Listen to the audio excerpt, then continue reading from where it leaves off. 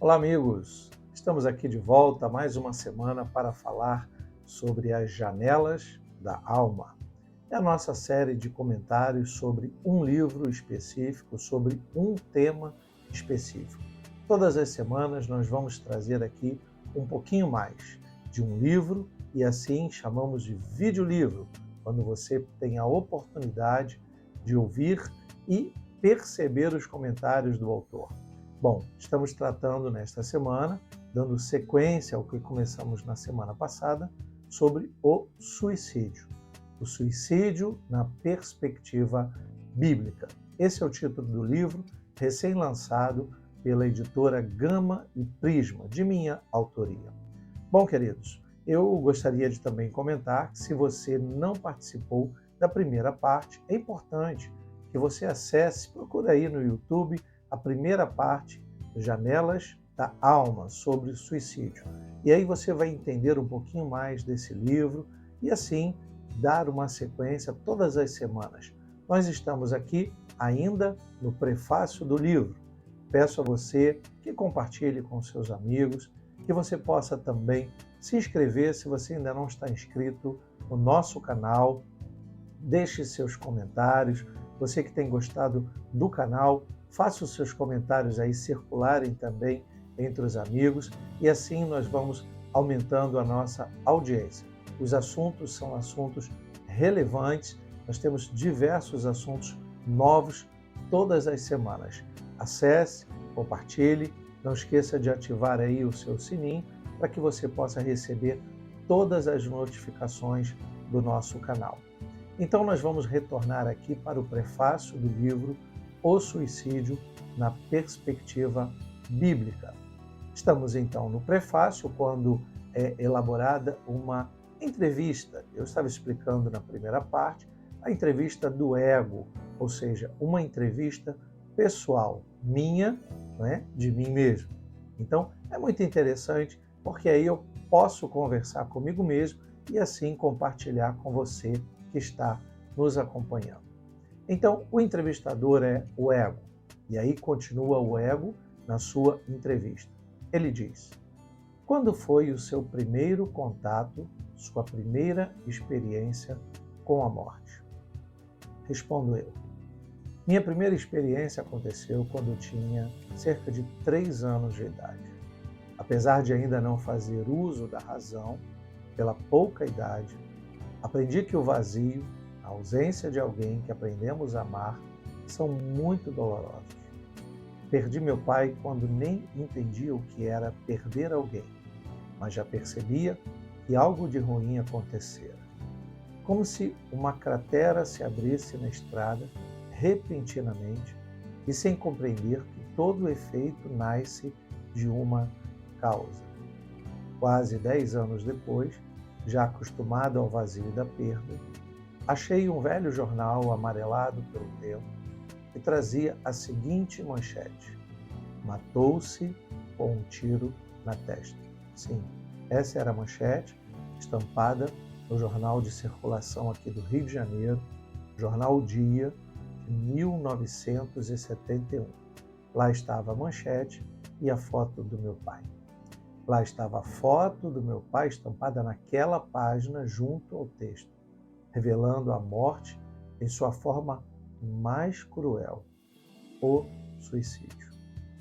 São fatos estranhos e ainda não descortinados, ainda muita coisa oculta sobre essa morte misteriosa do meu pai, que estava no seu segundo casamento com minha mãe, que já era viúva anteriormente e agora ficou viúva pela segunda vez. Eu sou de uma família muito simples, inicialmente 9 irmãos no primeiro casamento da minha mãe.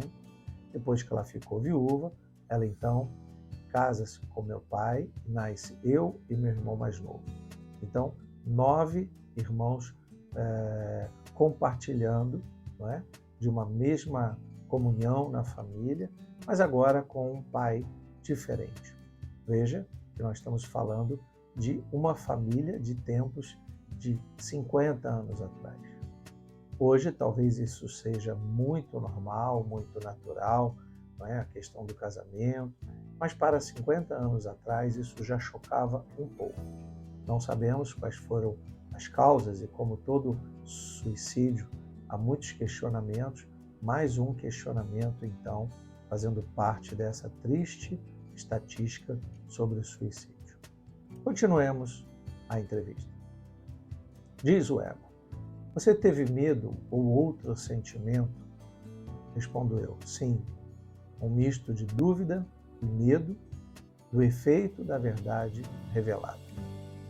Muitos temem a morte exatamente por isso, medo da verdade que está por trás dela. A morte é uma verdade que a princípio não queremos que se revele. E quando ela se revela, como se revelou no caso da perda de meu pai, guardando seus mistérios no efeito em si, durante anos, mais doloroso é. Medo e dor caminham lado a lado. Em alguns casos, para certas pessoas, torna-se um atrativo para o oculto. O que eu quero dizer com isso? O oculto é uma porta aberta dentre tantas portas abertas neste contexto da morte. Então, é mais uma porta aberta e agora para o suicídio. Por isso é importante tocar no assunto e não deixar que o suicídio se transforme num assunto tabu, num assunto em que não há necessidade ou as pessoas não sintam interesse de falar sobre ele. Continuando a entrevista, o ego pergunta: a que você atribui esse medo? Respondo eu: justamente a essa incerteza do porvir. Estamos acostumados a dormir e acordar algumas horas depois. Quando não acordamos, ou aqueles a quem amamos não acordam, o ciclo da vida é quebrado, sem estarmos devidamente preparados para isso. Nunca estamos, na verdade. O suicídio, em especial, tenta esconder esse medo por conta de uma falsa sensação de coragem. Coragem de experimentar sem conseguir aguçar a preocupação quanto ao efeito dessa causa. O suicídio é efeito, pois nasce de uma causa, ou seja, há verdadeiramente uma causa para que se chegue ao ápice do suicídio. Mas também podemos dizer que o suicídio é causa, pois arrasta para si os seus efeitos. Todo suicídio desencadeia os seus efeitos. Continuando a entrevista, diz o ego: seria ela, a morte por si só, uma naturalidade? Respondo eu: sim, do ponto de vista da existência humana, não do ponto de vista do dom divino da vida. Uma naturalidade que não precisava ser. A morte não precisava existir. Tudo seria bem diferente e, por que não dizer, melhor sem ela. Imagine um mundo onde as pessoas pudessem planejar a eternidade. E o mais extraordinário em tudo isso é que essa possibilidade existe. Porém, não somos ensinados a planejar a eternidade. É bem provável que os nossos instrutores da vida nem sequer soubessem que a eternidade pode ser real. Ao invés, então, passaram a nos ensinar com as suas próprias emoções e convicções, ou mesmo dúvidas, que deveríamos fugir daquilo que é inevitável a priori. Então digo eu que nós precisamos de uma tanatologia cristã urgente. Falar sobre a morte no contexto da vida cristã, do entendimento cristão, da teologia cristã. Continuando no livro, a coisa se agrava quando, por pensarmos saber lidar com a morte, nos permitimos a mais obscuridade no caso do suicídio. Se não houver entendimento sobre a naturalidade da morte, misturamos as coisas. Acabamos por naturalizar o suicídio também. Afinal, ele se torna, nesse contexto, uma forma de morte. Contudo, não é apenas mais uma forma de morte.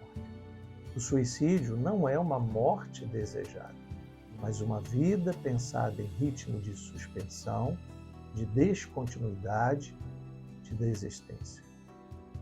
Então, nós podemos ver que em alguns países, por exemplo, o suicídio assistido é uma realidade. Passou a ser visto como mais um tipo de morte. E não é. O que é o suicídio assistido?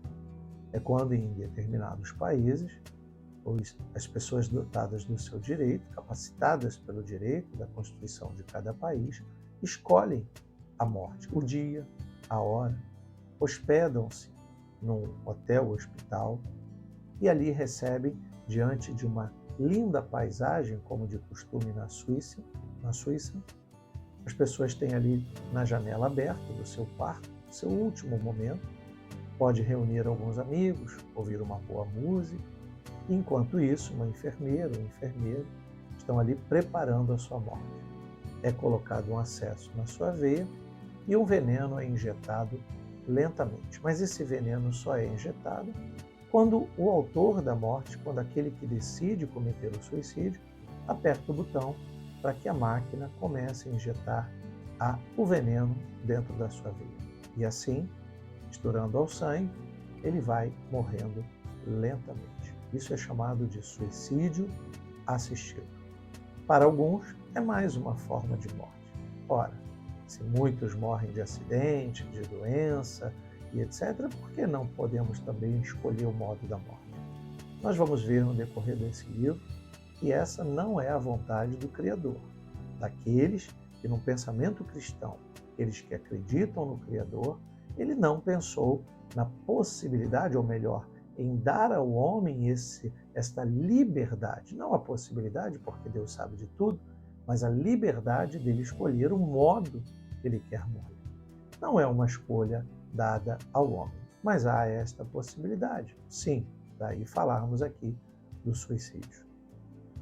Continuando a nossa entrevista, diz o Ego: ocorreram outras perdas significativas nesse meio século de experiência de vida que pudessem avultar o tema da morte em seu coração? Respondo eu: sim. Após o suicídio do meu pai, experimentei, ainda jovem, com cerca de 16 anos de idade, outra ausência.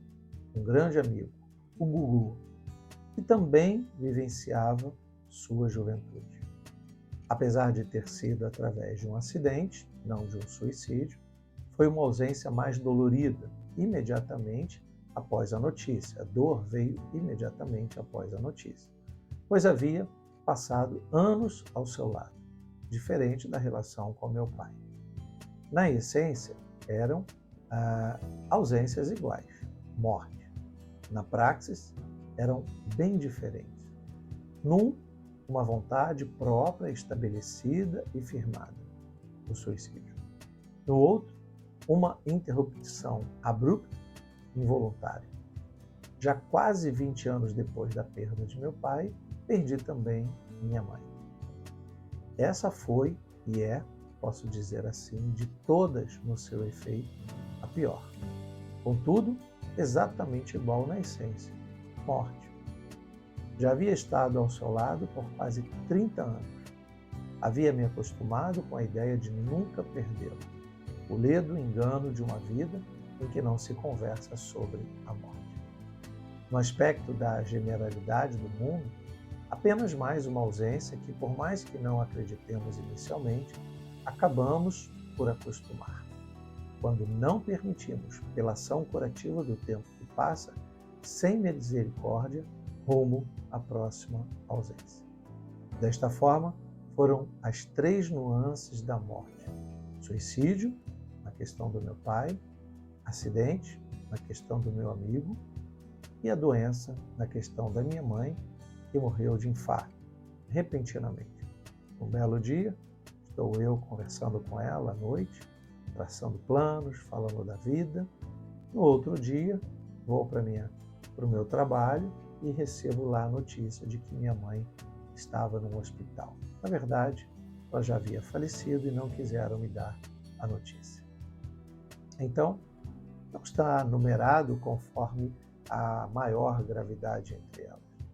Mas a primeira experiência dolorida, então, foi justamente a morte por um suicídio, a do meu pai. Depois um acidente, que tornou-se tão doloroso e depois de uma doença que repentinamente subtraiu a vida da minha mãe.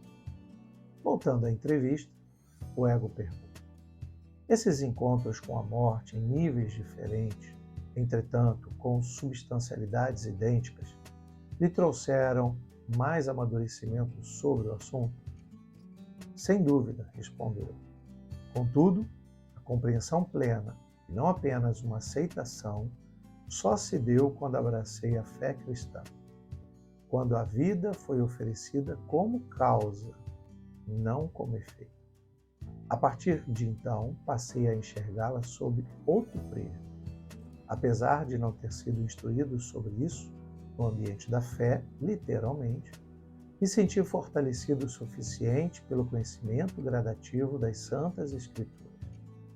À medida que os acontecimentos funestos surgiam e a palavra revelada era semeada no meu coração, percebi que a simples aceitação da morte foi dando lugar a uma confortável compreensão.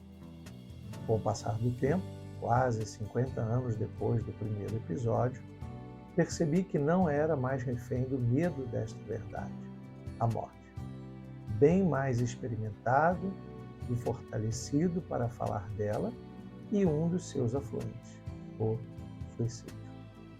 Então, nós podemos perceber até esse momento, e a entrevista já continuará, que não somos frutos de reticências, somos frutos de algo.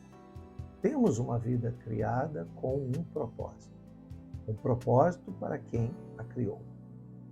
Não se pode pensar em alguém criando algo para nada. Há um propósito em tudo que é criado. Há uma intenção, há um motivo, mesmo que ainda não revelado, ou mesmo que ainda não se saiba. Quando nós encontramos nas Escrituras palavra de Deus, entendimento sobre Deus, nós começamos a encontrar respostas sobre a nossa criação, sobre a nossa vida e sobre o propósito para o qual nascemos. O ego continua, então, a sua entrevista. Algo que gostaria de ressaltar para concluirmos esta inusitada entrevista?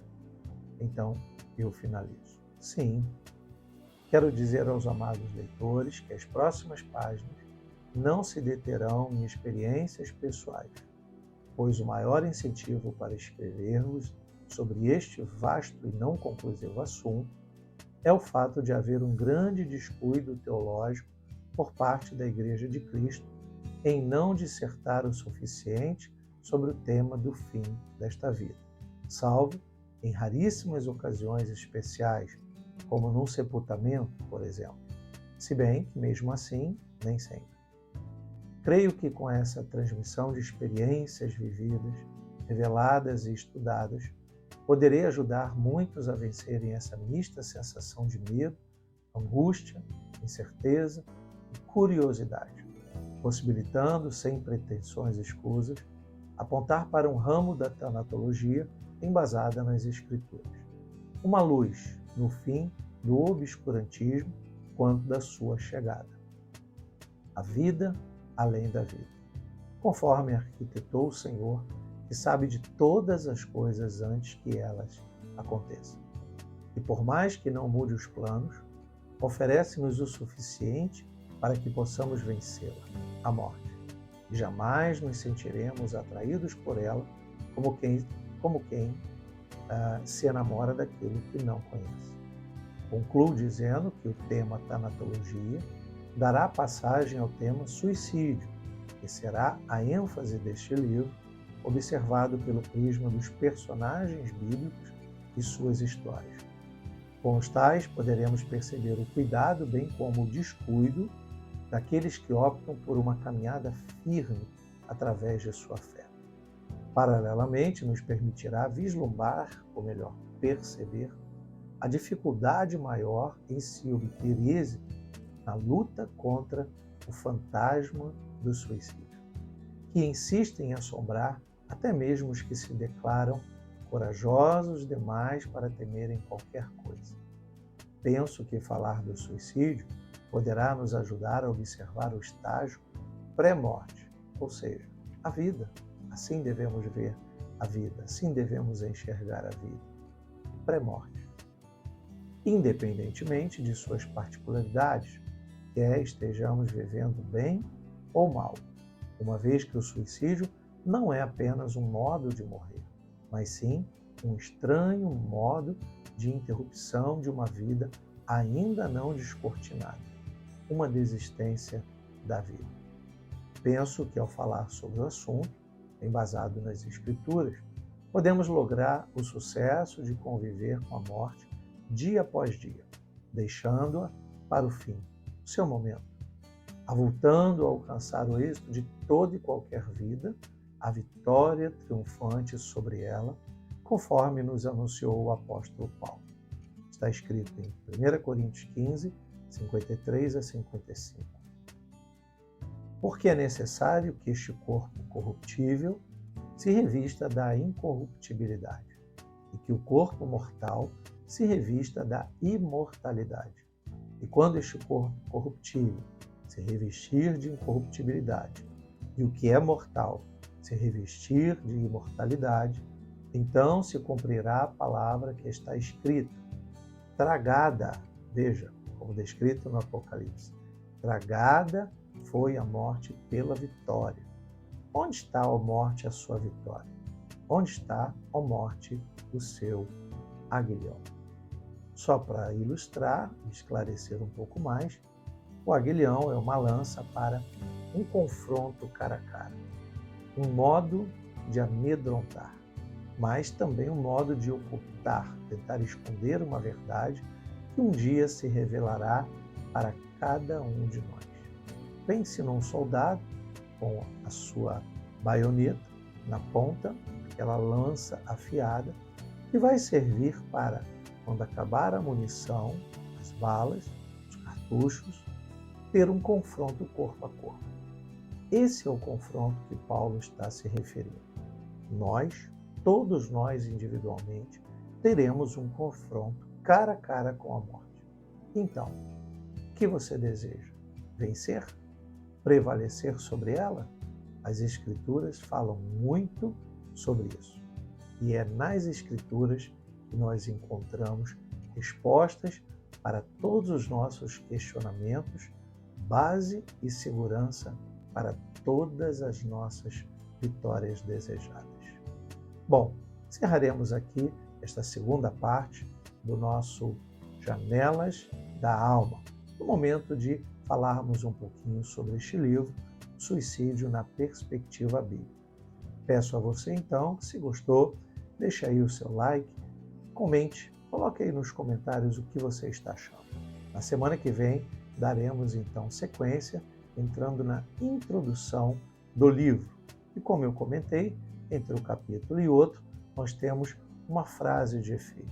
Vou deixar aqui a última frase. Há um caos social que principia no abalo estrutural da alma do ser, do indivíduo. Pense nisso e até a próxima semana, se Deus quiser.